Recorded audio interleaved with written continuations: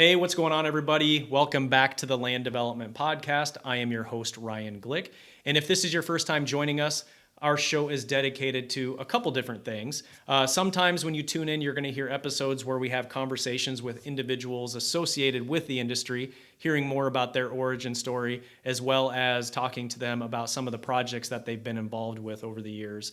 Then other times you tune in, you're going to hear industry news episodes, and that's where we pull up 3 different headlines. We talk about those headlines, we dig into the articles, give our thoughts and perspective on what is going on in those, and we share that out to you. So today we have an interview episode, and I have with me today Jonny Bosworth. Jonny is the Director of Commercial Real Estate at R&R Realty Group. Jonny, thanks for joining me. Happy to be here. So where we usually start on these episodes is digging into some of your background. And one of the things when I was doing a little bit of digging was just wondering, from when you look back at your start in the career, was it always something that you planned to get into real estate at some point in time? Yeah. I grew up. My family started this business 85. So 39 years ago. And so I've grown up around it. My dad worked there. He was like one of the first employees. My grandpa started it. So it's hard when you grow up. It's hard. I mean, if I know a lot about something, it's hard not to do that. Like I just felt more advanced than other people, at my age. In real estate. So I think it was always my plan. Yes, it was always my plan to get involved in that, but I also wanted to do my own thing somewhere else before I came to the family business because I wanted to add value. Yeah. Is that something that in the family business that's like a requirement where they want to see you go do something different so you can bring in some different ideas? That's a good question. Yes, it is. And my grandpa's done a lot of work preparing for Generation 3. So I'm G3. Okay. And that has the least amount of success rate to carry on. If you get past G3 to G4 and the company's still going, you have a good, you could probably go for years and years after that. So my grandpa did a lot of work and education and spent a lot of money to make sure we got to G4. And so I would say, that was he knew what he was doing. Yeah. Well, that's awesome, and that is something you hear. So even someone myself that's not in a family business, but it's definitely something that you hear people talk about, and it is specifically third generation. Like they talk about it's going to go one of 2 ways at that point. Usually, that's the spot where a lot of businesses fail, and so. You going out, and I think was it risk management? You did something in risk. Was it insurance? That Yep. is where you went before you came into the family business? Yeah, so in college I did an internship with Holmes Murphy. Okay. And so I had an attraction to health insurance, being a health insurance broker. And so then I started Barron's Management Group and did that for 4 years, 3 or 4 years. And then I went from there and I started my own little gig at Keller Williams. Junior Ibarra, who's been on your show. Yeah. Really influenced me to, start your business, start your own little company within Keller Williams. And I love that. I love doing houses. And I did that for probably 2 or 3 years. I was really successful at it. I probably would have continued to do that. There was an opening at R&R, and I've been out and on my own for about 7 years. And I was like, maybe this is the right time. Yeah. So you, when you made that decision to come in, what was that initial opening when you came into R&R that made you interested in kind of making that move? Well, that's a good question too. I knew I always wanted to be there, like we talked about. Yep. The residential market was so good, and it was so good, and so I was like, it's got to go down. It's got to go down. Maybe and there's an opening. They're looking for a broker, commercial broker, and maybe this is my time. And so I, ended up coming over, and little did I know, the market in residential continued to fly for the next 6 years. But I needed to do something else. Yeah. Well, maybe like for a lot of the people that listen in aren't from Des Moines or the Midwest, and so.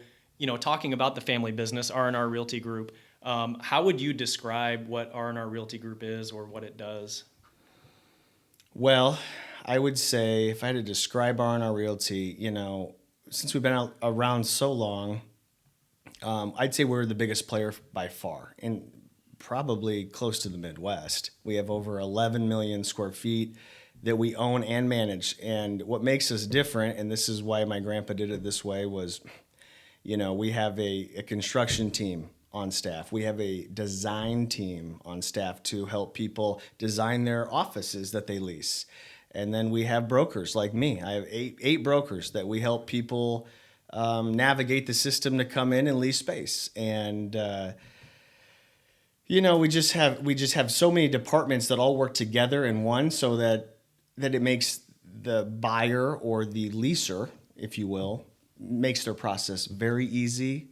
It's like an all-in-one shop, right? Yeah. So I think that's what kind of differentiates ourselves, and that we just have so much space, because I do hear a lot of times people want to, hey, I need to downsize, but my lease is, 3 years left. I have to sit here. And it's like with R&R, right? We can throw you into a smaller space, rip up your lease, and you can get a space that fits you, as long as you stay in our portfolio. And our portfolio is so big, which we offer that a lot of other landlords don't offer. Yeah. Well, that's the thing that I definitely notice about R&R, is the fact that you are like everywhere. You see your buildings and everything everywhere. Mm-hmm. With you being a broker at R&R, then what does that look like? And it's obviously the commercial broker. What does your day-to-day look like then in that particular role? Yeah, I would say a typical broker, probably we're in charge of filling our space up. I mean, obviously that is hands down the number one priority. I'm a little different, as I'm the director in commercial real estate. And so I would say that to me means I'm a little bit of a jack of all trades. I have that residential experience. So we have land that I manage that we're trying to sell for residential lots at Oakwood Haven in Urbandale. I'm also doing warehouse, apartments, office space, and then really just everything. I mean, really everything. Like if there's, I'm listing a building downtown, the Merchants Building downtown on 8th Street. We don't literally list buildings for sale, but we are kind of willing to part with some of our buildings. And so they asked me to do that. Yeah. How did the beginning days, I guess, work, or maybe the influence from your family as you're coming into the business? Because I think a big part of somebody coming into a certain role is that you're not going to, none of us know everything. We're going to learn a lot while we're going through it. But when you have somebody who can be there from the early days to help guide you with questions that you have, they want you to learn on your own on certain things, but also they're going to be there to mentor you and things. What kind of role did mentorship play from your family in those early days when you first came in, and maybe still today, as you have certain scenarios you're coming across? Yeah. We have a family council. We've been doing family council meetings. That was one of the big things my grandpa put together early on, and we do that once a quarter at least, and we also do family trips together so that we're all very connected. My cousins, I got 13 cousins with me. We're like brothers and sisters. Like, we're very close, and that is the key to get through that third generation to fourth generation. And so there's my brothers and sisters. I talk to them every day via text. But we do have these family council meetings, and we go over things, issues, and everyone brings them up. And we're pretty honest and open with everybody at every meeting. And I don't understand something. I need more education on this.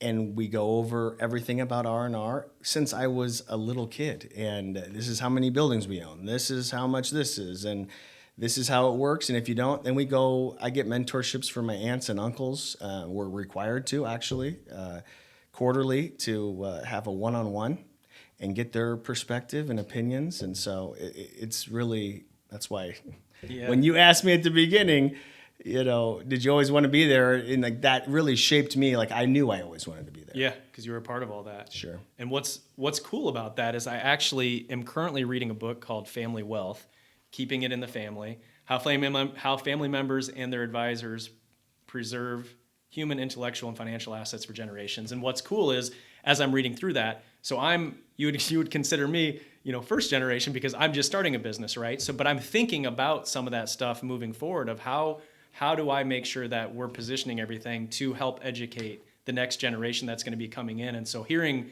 this from you is really cool, because I imagine too, there's certain parts of the family as well where there's got to be some tough love too. Like it has to be, you can't tell people what they want to hear. If you're trying to have a successful multi-generational business, you've got to be able to have some tough love in those family council meetings, I would imagine as well. Definitely that. Yeah. Yeah. We'll leave it at that. So kind of going a little bit further into your current role right now, and maybe digging into some of the projects that you've been involved with over the years. So you mentioned the merchant building as one thing you're doing now, but as you think back on some of the different projects that you've worked on, or maybe deals you've been a part of, do any of those like stand out in your mind as ones that I always say was either your favorite or the most challenging, something that makes it really stick out in your mind? Yeah, I had one in mind that you just said. So ITA Group. ITA Group, that was actually the deal of the year in the Des Moines area. So it was me and one of my counterparts, Chris Curran, at my office. We rep that deal. And they were in one of our buildings at Regency West, and they're growing, right? They're growing, they're expanding, but they're, like everyone is doing right now, they're working from home some days a week. And they come to us and say, Jonny, how do we get them back to the office? We really want them in the office. They're going to be more productive in the office. How can we do that? And so obviously, we read a lot. We talk to a lot of brokers all over the nation. What are people doing? And so their mission was, how can we make this better than home? And so they had a whole new concept, and we moved them to an entire different building on Jordan Creek Parkway. We redid the entire outside of it, make it look brand new, and we just put a bunch of amenities in there. We put we talked to an architect in San Francisco, and apparently in San Francisco they're doing these big walls, digital walls that have like waterfalls come down, and it makes the sound when you come in that lobby area. So something new that they're doing out west, and Iowa gets that about 5 years later. But Yeah. we reached out, we paid for an architect or a designer to help us with that. And so we're doing that. We're putting a daycare in there for them. That was huge for them. Get our employees to come to work because the daycare is right next door. Or downstairs. Yeah. And so we got a daycare, and I helped, do that deal too. And we put a workout facility, a big training room. So amenities is really big for R&R, and that's how we keep our customers for so long, and how we help them grow is adding like a park feel to everything. Yeah. I'm glad you brought up that story, because we've talked on here in the last couple of episodes, actually in one of the industry news episodes, we were talking about commercial property and how are these businesses gonna start coming back to the office? Because it was like, it's the ultimate question, right? Because I can tell you as a small business myself, we don't have an office right now, but we want an office eventually, because we know the benefits that it's gonna have as we start to build a team for our culture and everything that we're building. We know it's gonna be best for us as a company, but it sure seems like a lot of companies, they seem fine with being either 100% remote or doing a hybrid approach, or things of that nature. And I'm just wondering if you have any insights on how you think this is all going to play out. If you think it's going to just remain kind of hybrid type deal with some companies, but maybe some will start to shift more in person. Yeah, I'd say there definitely are some jobs that can be remote. And those jobs then are the personalities of those jobs. People that have accounting jobs are different personalities than people have sales jobs, right? Yeah. There are some personalities and jobs that can work great at home. Now, if you can do well at home, but to collaborate with people and get insights with people, you can just walk across the hallway and talk to somebody and get their advice, where rather than, hey, do you have time at 9:00? Schedule a meeting with them just to ask them a question, rather than just go, hey, quick question for you. You can just be so much more productive in the office. And so like I said, there are jobs that are fine to work from home, but I think we'll never be back to the way it was. We'll never be back to the way it was, unfortunately for us. Yeah. Right. But I think, 4 days a week, I think is going to be probably what it will be, and I think a lot of people are they're downsizing their office space, but they're paying the same amount, if that makes sense. So they're paying the same amount, but they're downsizing. And why they're paying the same amount is they're throwing that extra money into making this office a fun area to come into because they want their employees to collaborate. Yeah. No, I think that that makes a whole lot of sense too. Like to try to get those people and encourage them. It's kind of one of those things where you'd see it in the old Silicon Valley days, right? Where they would have all those amenities around the office and everything. And now it feels like businesses have to start thinking about that just regardless of where they're at, of making, having it be things like you said that drive people to the office. So I think that ITA Group example that you gave is really, really interesting and probably a good case study for what what other companies are going to need to be doing around this country. They've always been, in my opinion, and of all the companies I talk, they've always been on the cutting edge of everybody. They've had the Google bikes. I mean, they have that googly feeling when you walk in, and so they're always doing their research, probably from the East and West Coast. What are they doing? I mean, it's a beautiful business, and they have great management. So yeah. No, that's awesome. Well, cool. Let's jump into the next section here. So what we'll do is I have 5 different questions that I put together just based off your career and all that. We'll run through it. We refer to this section as the lightning round, so we try to get through each question 60 seconds. Oh, boy. But I don't, and I say this every episode, and I'm sure people are sick of hearing me say it because they're like, well, why don't you get a timer? But I don't have a timer because I don't necessarily want to cut somebody off if we get to 60 seconds. But anyway. Sounds good. With that said, first question. How do you stay updated on the latest industry trends? I'd say by meeting with people and going to seminars and just being out there and talking to people. Obviously reading stuff is, to me, it's subjective, right? You don't know who's writing it. So I'd say hearing experiences and being with the clients and hearing their feedback. That is what the market is saying. That's what's true. Nice. And I would imagine that that also includes conversations with people outside of the market as well, like you talked about, looking at what's happening in these other areas in the country. What are other people doing? Would it also include things like that where it makes sense? Yeah, and we're required to do education once a year at least, and I usually pick places like California or to hear feedback from other brokers over there. Nice. All right, second question. What's one quality you think is essential for someone to be successful as a real estate professional? Man, there's so many. I mean, I've seen people be successful in a lot of different ways. I would say passion has got to be up there, and delivering on your promises, and being creative. That'd be my 3. Being creative in this industry is huge. People just say, oh, I can't afford this space. Okay, well, they go to the next space, right? Well, how about, what if we did this? What if we did that? What if we, what if game, to make it work because you like it. Don't just say no, right? Yep. So I'd say be creative would probably be the best of those 3. All right, next one. What's one thing you wish you knew before you started your career? Which is going to be interesting. I'm interested to hear how you're going to answer this because... When I was 4? Because I was going to say you've been involved with this for so long. So maybe there hasn't been that many things that slapped you in the face like it does for a lot of other people. Ask the question again, sorry. So the question is, what's one thing you wish you knew before you started your career? I wish I knew how valuable relationships with other brokers in the community was. Because they bring you deals. They're doing the same thing I'm doing.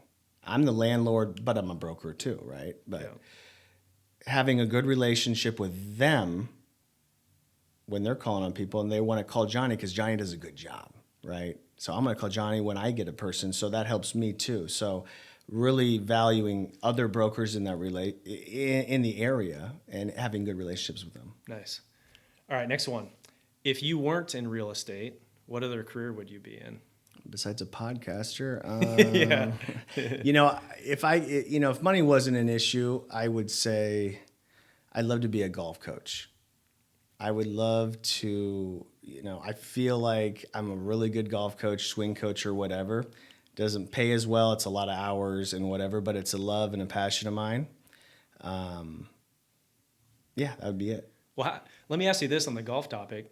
How many deals are done on the golf A course? lot, man, a lot. You'd be surprised. And Yeah. some people say you should go to networking events where you meet 400 people and you don't really meet them. You just say, hi, Johnny, goodbye. Yeah. Whereas a golf course, you're with 3 other guys or girls, right? And you get to really know someone on a level that is like, you like volleyball? I like volleyball. You like pickleball? Me too. And like, you build that relationship and you get to know someone and their family and stuff so much more. So I'll take those 3 people for 4 hours than I will walking around in a networking event and meet 400 people that don't remember my name. Yeah. Huh. That's cool. I like that. All right, last one. Okay. What's one piece of advice you'd give to someone starting in the commercial real estate space? Work hard. Work hard and learn as much as you can from everything. Don't zone in on one thing. Learn everything. And the more you can learn and the more knowledgeable you can be about the market, the more deals you're going to make. If you don't know anything about warehouse, we have a lot of warehouse. We're 50% warehouse, 50% office. If you don't know anything about warehouse, when someone calls in or someone needs your help for warehouse and you don't know anything about it, you lost that deal. So just be educated. If you're educated and you're talking to people, you can help anybody. Awesome. Well, what's anything new coming up for R&R? And what's 2024, 2025 have in store for R&R Realty Group? We're trying to lease up space. So we're trying to lease our office space. We're putting a lot of money into improvements, like I mentioned earlier on the show, with pickleball courts and just making it fun. And so I would say just recreating our office buildings to make it acceptable. And Warehouse is killing it. Warehouse is awesome, and we can't build enough right now in Grimes and Urbandale. Just trying to keep up with the market on Warehouse has been a huge part. Mm-hmm. Yeah, it's amazing on the topic of pickleball, it's amazing how much that's taken off and how so anybody who's watched one of our prior episodes where I'm actually sitting in my home office and you look on my shelf back behind my right shoulder, you'll see a little jar of pickles there with a wiffle ball on top of it. So I always tell people that I was into wiffle ball before it was cool. Like that's I think it's from 1996, and it's from something in like when I was in middle school where we had a tournament or whatever. But like to see it becoming so mainstream and becoming so big, it's so cool. Like it's so cool to see. I remember playing it in high school at Dowling. I remember we did that for racket sports. That was one of the classes, and it was like this wooden paddle, and it was this. And I was like, what the heck is this game? And then, like you said, years go by, and now it's a real thing. And I play it avidly. Twice a week, I'm in leagues, and that's awesome. It's fun. Dude, that's so cool. It's fun. So cool. Well, what's the best way for people to learn more about R&R and then also to connect with you personally? Yeah, for sure. So once again, Jonny Bosworth is my name.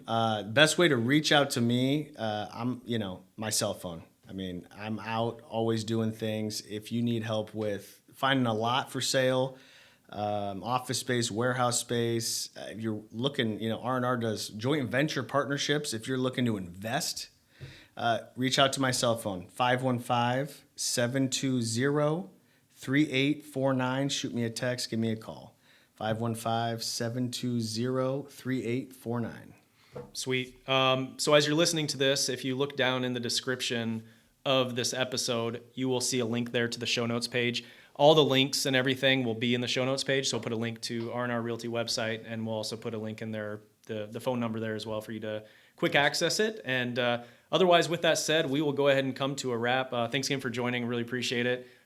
Really interesting hearing the kind of the family business side of things as you've gone through all of that. So everybody tuning in, if you have not already left us a rating and review, whether you're on Apple or Spotify or wherever you're joining us from, would really appreciate it. I've seen that number tick up a little bit as I've asked for it in the past. So if you wouldn't mind taking a minute or two or whatever it takes to click that button and leave a little note in there about the show, it goes a long way in other people finding the show as they're searching for things in the real estate and land development space.